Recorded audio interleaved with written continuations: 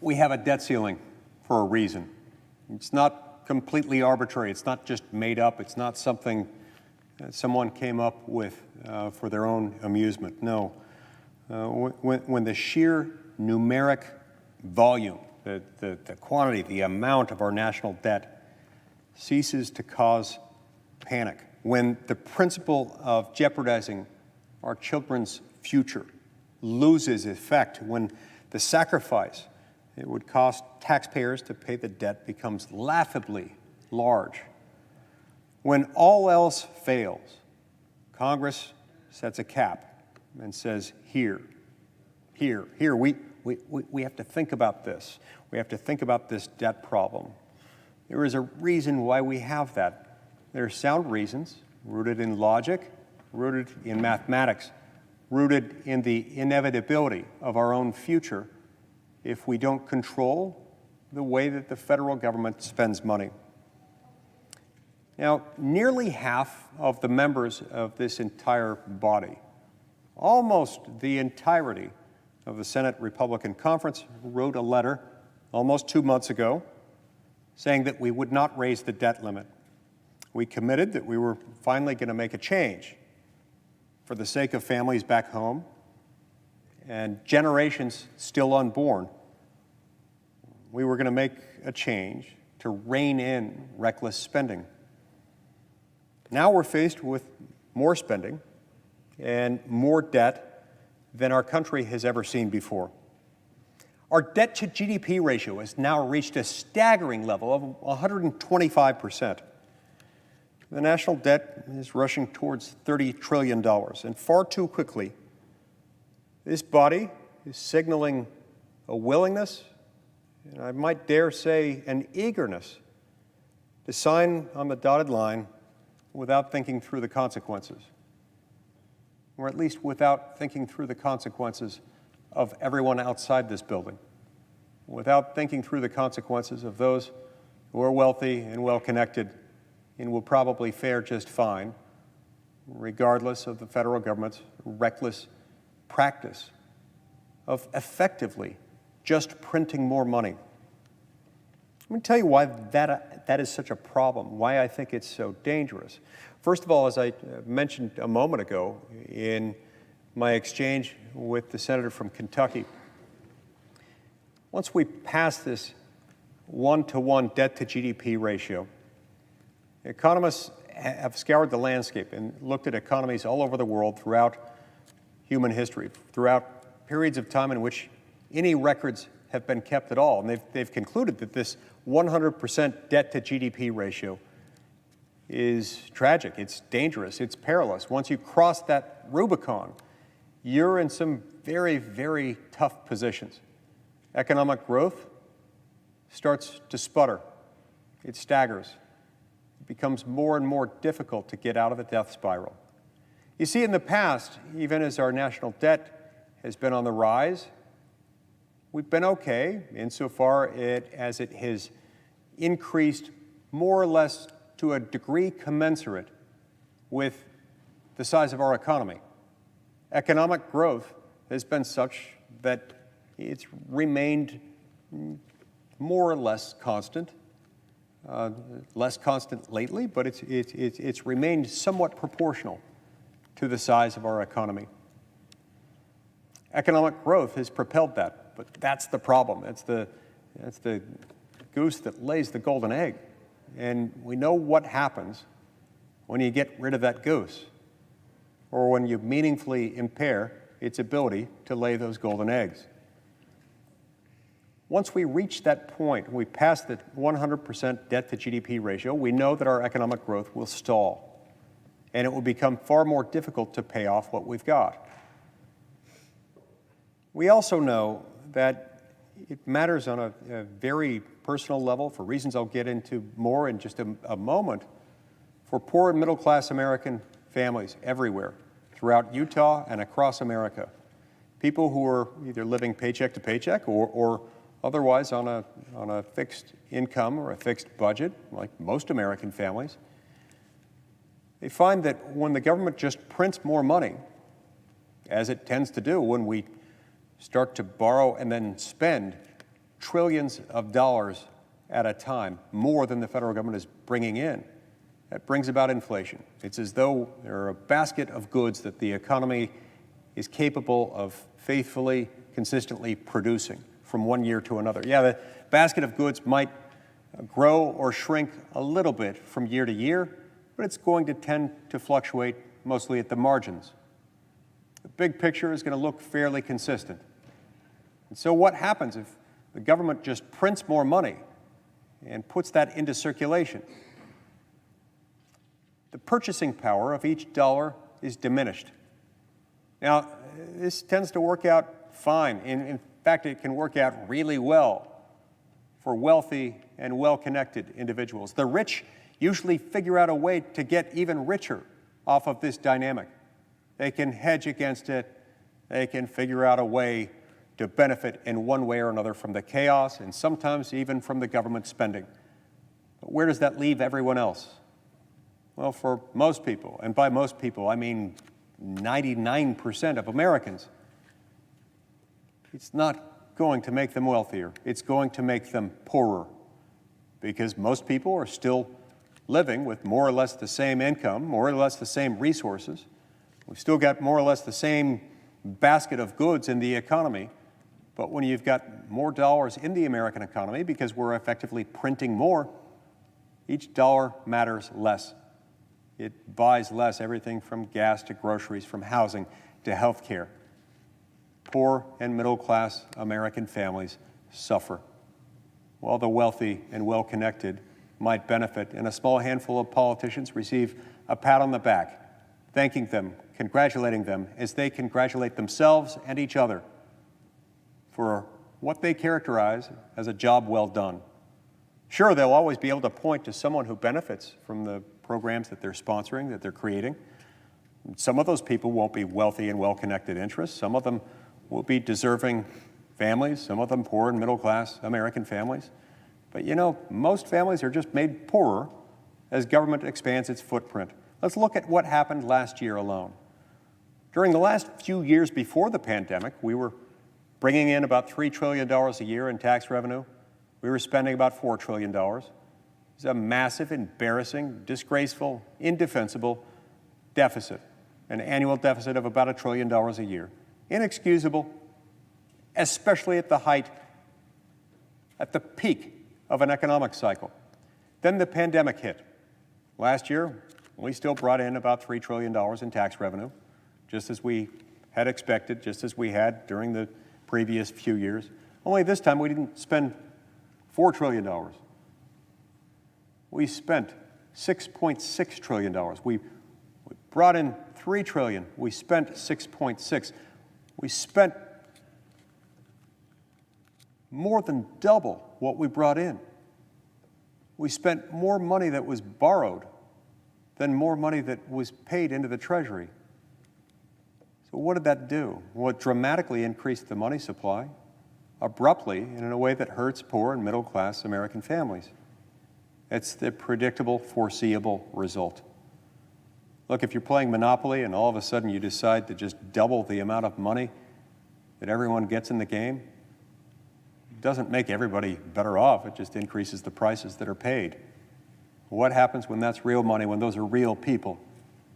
When it's not just plastic game pieces at stake, it's hungry mouths that need to be fed and sheltered and cared for. That's where it hurts. And that, Mr. President, is what's so tragic. When the government colludes with itself, with a small handful of people on the outside encouraging it to do so. Some whispering in the ears of politicians, telling them that they'll be doing so many great things. That the expenditures, that the expansion of government is worth the investment. They're not doing it with their own money, no. They're doing it with the money of America's poor and middle class. It's a really sort of reverse Robin Hood sort of thing. We're stealing from the poor to give to the rich and the well-connected, and to give good headlines to a small handful of politicians. Shame on us. Shame on us all. Shame on this institution as we've done that. Look, I came to the United States Senate 11 years ago, committed to reducing the size, the scope, the reach, the cost, the overall footprint of the federal government, its impact on the lives of everyday citizens. I did so based on the understanding, based on the indisputable fact that whenever government expands its reach, it does so at the expense of individual liberty and individual prosperity. That doesn't mean that government doesn't have a place, doesn't mean that we don't need government. Quite to the contrary, we do. It just means that there's always a balancing that has to be taken into account. You can't expand government without hurting average, everyday people who are subject to those things. And unfortunately, 11 years later, that same government is larger, more expensive, and more burdensome than ever before. In a farcically feudal system, Americans now work for months out of every year just to pay their federal taxes. And then after all that is done, they're insultingly demeaned and told it's not enough. In fact, it hasn't been enough for a long time. Even though some of you who are now taxpayers and now voters have now worked months, at least weeks, maybe months, out of every year just to pay your federal taxes. And even though a lot of this debt may have been accumulated before some of you were old enough to vote, or some of you were even born, no matter, you've got to pay it. This is making that worse. We're making it worse for present living Americans, those who are of voting age, working age, tax-paying age, and those who are not. It's also adding to the burdens that will be faced by those who haven't even yet been born, whose parents have yet to meet. The regulatory state is growing ever more costly in terms of its economic impact. I've been studying the cost of the federal regulatory system for about 25 years. I first started thinking about it while I was in law school. I remember a guest speaker came to speak at our law school, and he explained that the federal regulatory system adds what he characterized as sort of a backdoor, invisible, de facto tax on poor and middle-class Americans. He explained that it's a backdoor, invisible tax, and that it's regressive in that it affects everyone, and disproportionately the poor and middle class, because of the fact that nowhere is any consumer able to identify the precise cost to them. In fact, most of them don't even know that it exists, because unlike their tax bill, there's no return at the end of the year. Unlike their sales tax, it typically will show up on someone's receipt, or a property tax, or anything else. There's no written indication of it that tells any one taxpayer or citizen what it's costing them every year, but it's there. Anyway, so back in, I think it was 1996 or 1997, he explained that the federal regulatory system was imposing this backdoor, invisible, highly regressive tax on Americans to the tune of $300 or $400 billion a year. And I remember thinking this was staggering, because that's a lot of money. It's a lot of money that could otherwise go toward other priorities, whether in the government, shoring up Social Security or Medicare or some other program, providing our soldiers, sailors, airmen, and Marines with what they need, or in the lives of families, providing for the housing, the education, or the nourishment or other needs of our children. It just goes into the cost of complying with federal regulations.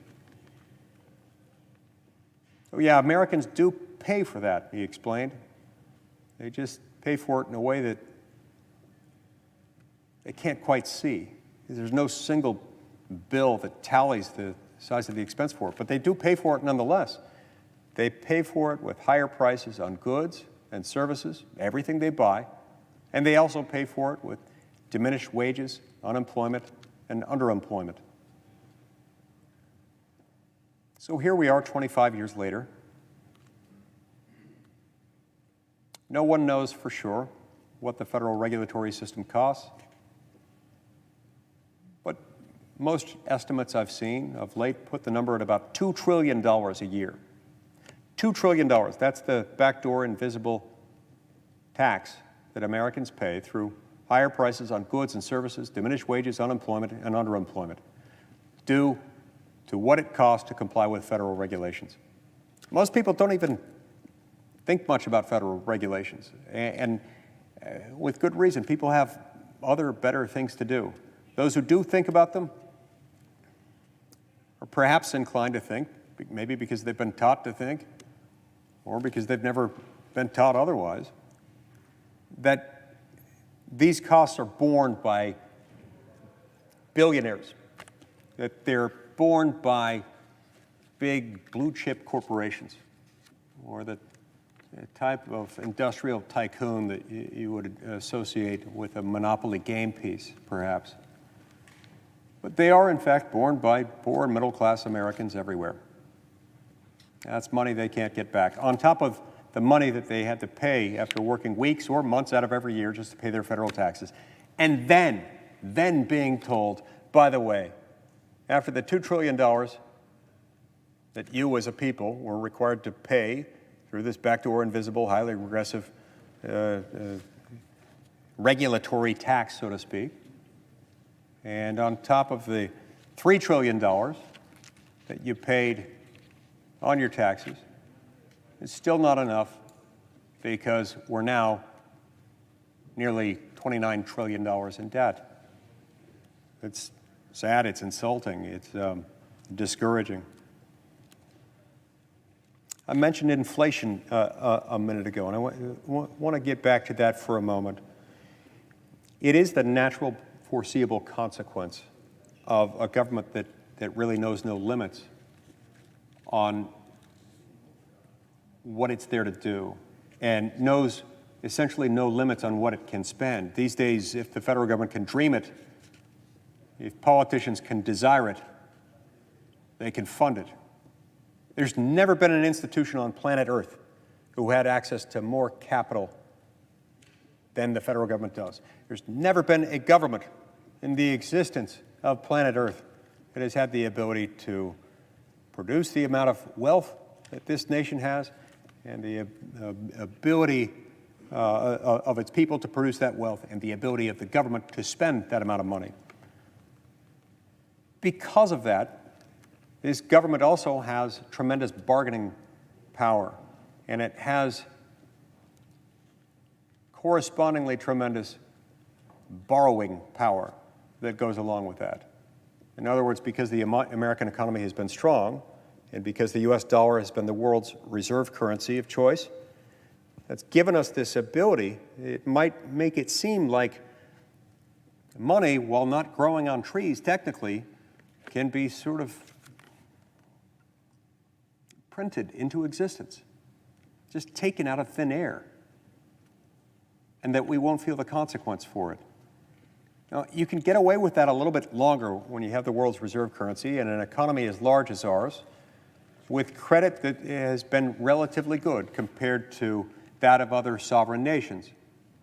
But it does have limits, and we're seeing those limits now, Mr. President. We're seeing them in ways we haven't seen it. Yes, I was worried about this, scared to death of it 10, 11 years ago when I first got here, but it's so much worse now. It's so much worse now because we have behaved in a way that has made it worse. You can't hide it for that long. The piper eventually has to be paid, and the consequences eventually make themselves known. And it's finally starting to harm American families by reducing their real earnings and undercutting their purchasing power.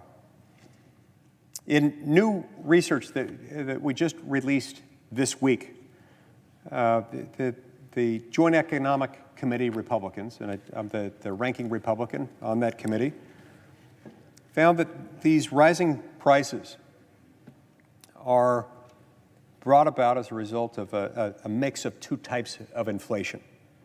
Transitory inflation and more lasting inflation brought about by runaway government spending. We found that government stimulus measures have ignited more lasting, more systemic inflation. These inflationary pressures are building on transitory inflation, and they're pushing prices higher.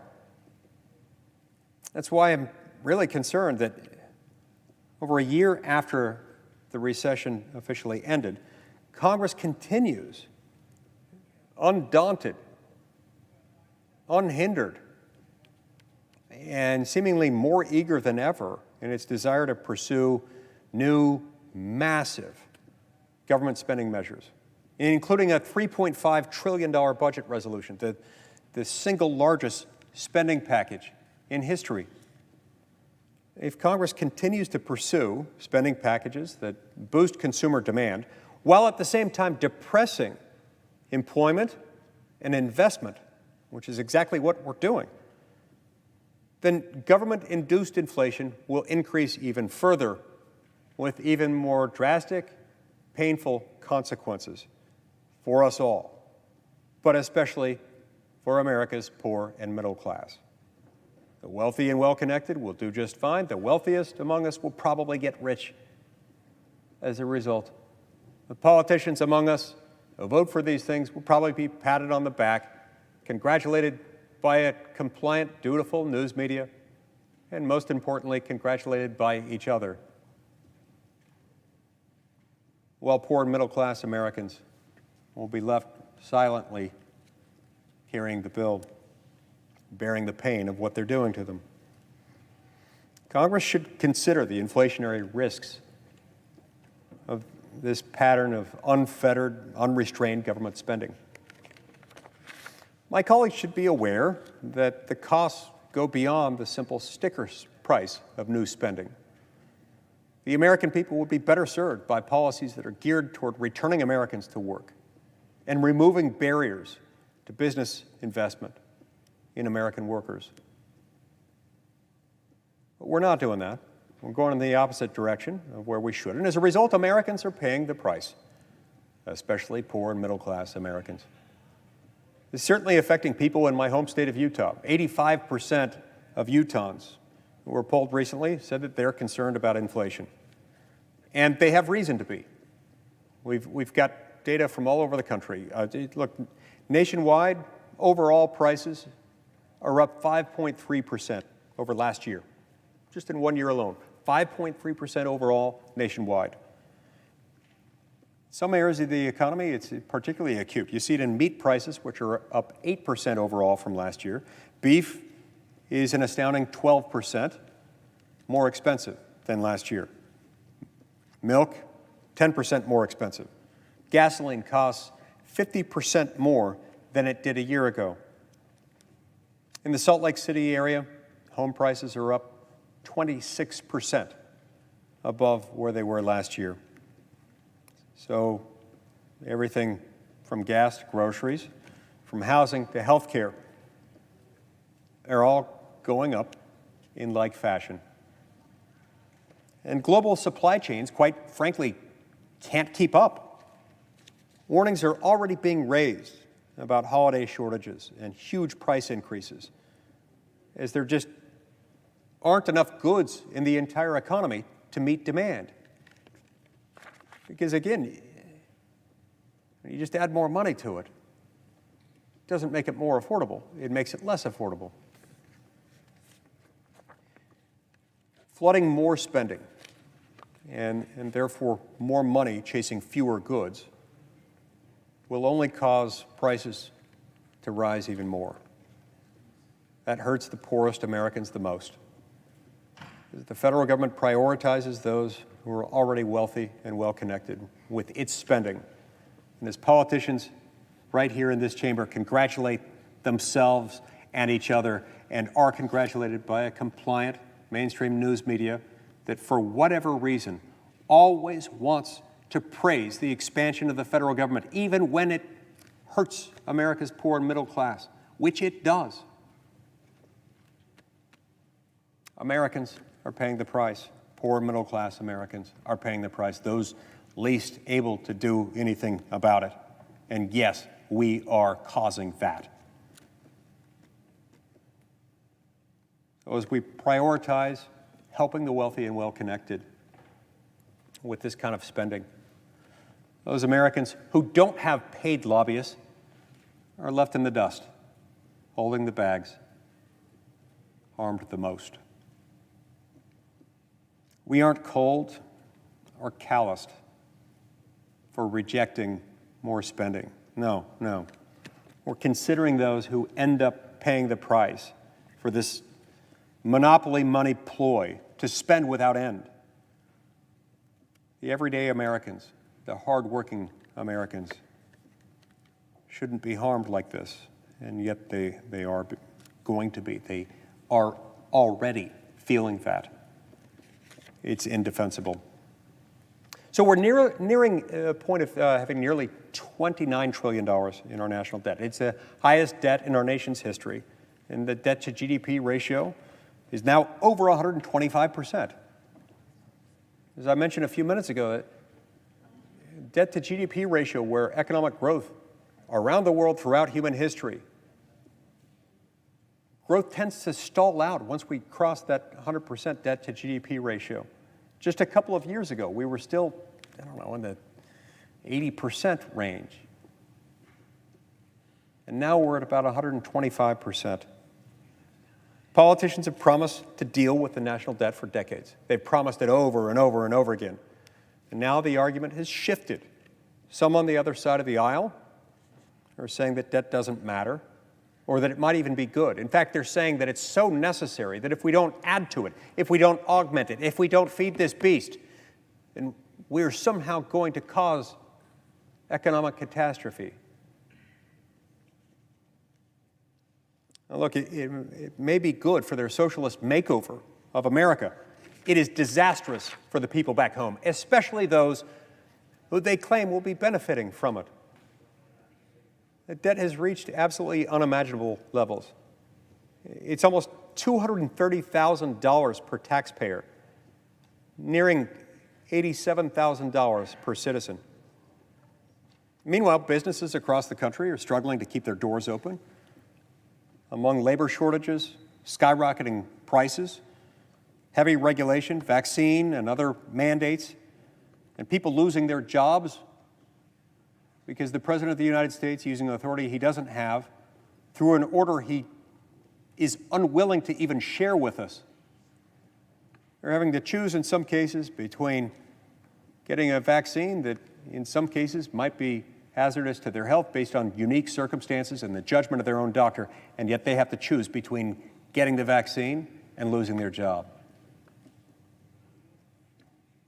Many businesses are barely inching along.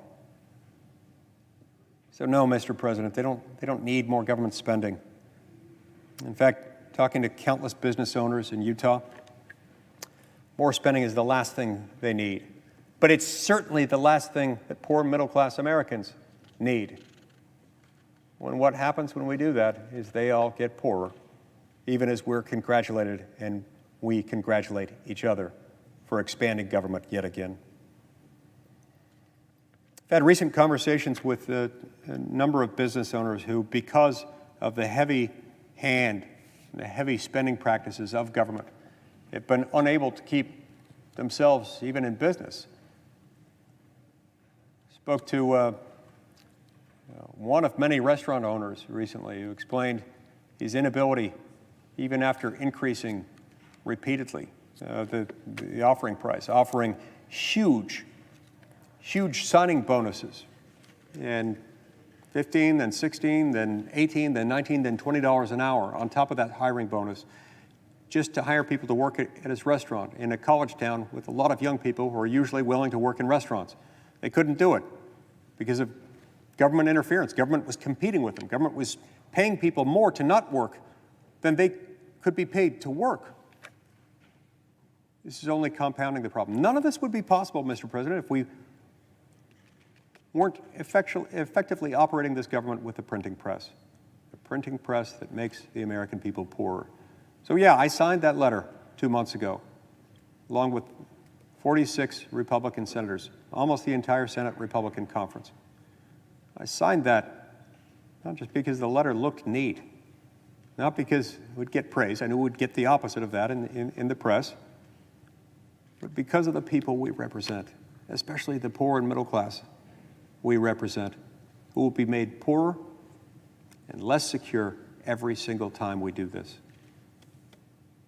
I can't vote to raise this debt ceiling. Not right now, especially given the plans at play to increase spending immediately by another $3.5 trillion, which according to some is only as low as $3.5 trillion because of a creative accounting that the real number might be more like $5 trillion. Regardless, we can't do that. We can't afford that. It's not that the government can't physically do it. We know its ability to do it. But we also know that when it exercises that ability to do that, poor and middle-class Americans suffer. I can't do this to them. Neither should any of us. Thank you, Mr. President.